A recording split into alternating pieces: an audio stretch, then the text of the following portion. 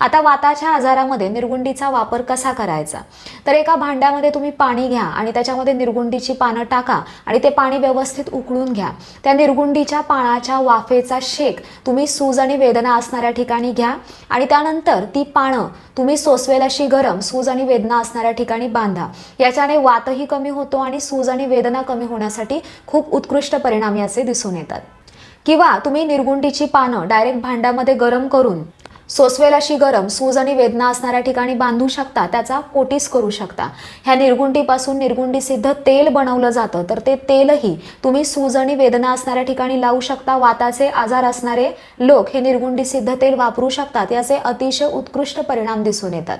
हा निर्गुंडीचा शेक घेण्याच्या आधी जे तुमच्या आजारानुसार वातघ्न तेल असेल ते तुम्ही सूज आणि वेदना असणाऱ्या ठिकाणी आधी लावून घ्या आणि त्यानंतर या निर्गुंडीचा शेक घ्या, आणखी याचे उत्कृष्ट परिणाम तुम्हाला दिसून येतील।